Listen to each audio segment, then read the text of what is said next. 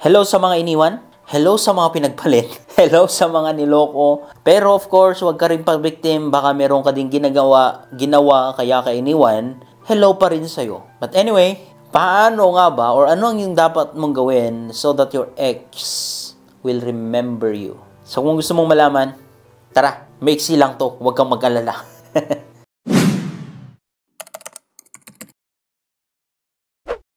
Anyway, diretsohin na kita. Kung hanggang ngayon ay yung mga bagay na ginagawa mo is that to prove sa ex mo na masigit ka sa pinili niya, to prove sa ex mo na sinayang ka, or to prove something sa ex mo, I'm telling you, hindi ka pa nakaka-move on.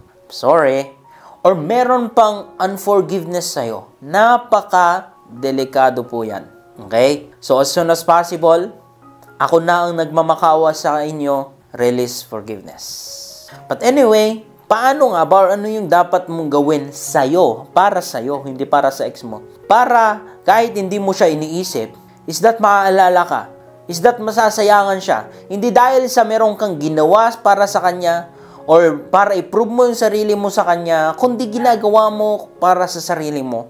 Kasi a lot of people ang na-destroy or nasira ang kanilang buhay dahil sa kanilang nakaraan. Kasi imbis na mag-move on na, imbis na i-consider yung past as lesson and mag-focus sa future, nag-stay sila doon hanggang sa tumanda na, hanggang sa nagkagulo-gulo, nagkawatak-walak, walang direksyon ng buhay.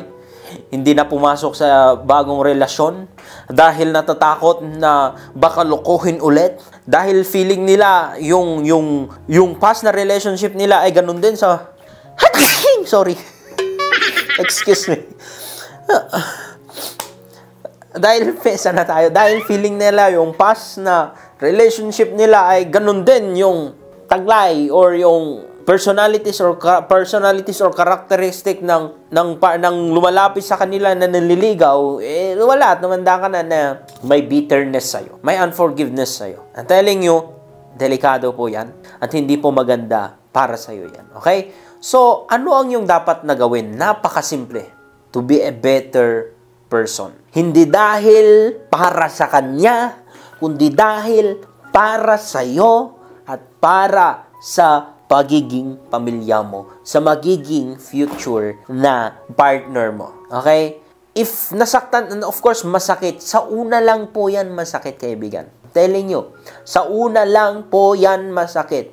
That is why hindi ka ba natuto sa mga past relationship mo, if ever lang, that maisip mo na lang na bakit mo nagawa yun, tinatawanan mo yung sarili mo kung bakit mo nagawa yun, maisip mo na, ma-realize mo na nagsayang ka pala ng oras, kasi at that time, sa panahon na yon, fresh yung sakit. And kapag andun yung emotionally unstable ka because of pain, hindi ka makakadesisyon ng tama. Pero yung sakit na yon, okay lang yun. Normal lang yan. Kung fresh pa, okay lang yan. Pero ito ang sinasabi ko sa iyo, hindi ikaw ang bagong nakaranas yan. Meron at merong ibang nakaranas yan. Pero look at them. They are successful. They become better and better person.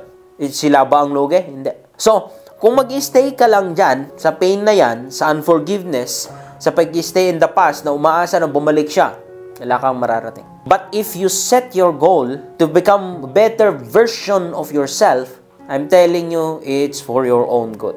Imagine na lang, kapag naging successful businessman ka, kapag nakapagtapos ka ng trabaho mo, nagkaroon ka ng the best na job na gusto mo, in that way, kapag magkita kayo, I'm telling you, mapapangangayan. Or kapag nabalitaan niya na ganito ang narating mo na sa buhay, na meron ka ng business, na meron kang napatayo na magandang bahay, maaalala ka niyan.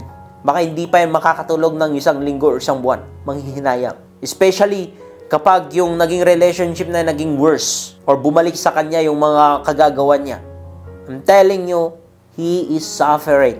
It's up to you kapag bumalik pa tapos tinanggap mo, buhay mo na yan. Okay? But the best way to do para makamove on, para maalala ka ng partner mo is to become the better or the best version of yourself. Focus on self-improvement, focus on positivity, and release forgiveness. Move on. In that way, naghihilom ka. And, ito pa, pasingit ko, bago matapos, don't close the door for a new relationship. Hindi porke niloko ka ng past, lolokohin ka ulit ng bago ngayon. No. And don't always compare your present ngayon sa past. Magiging toxic ka. Okay? Past is past. Lesson, kinuha mo, but throw the past, mga masasakit, and move on sa future to be the best version of yourself. Okay? So that's it. Maraming salamat. Ingat po. God bless. Bye.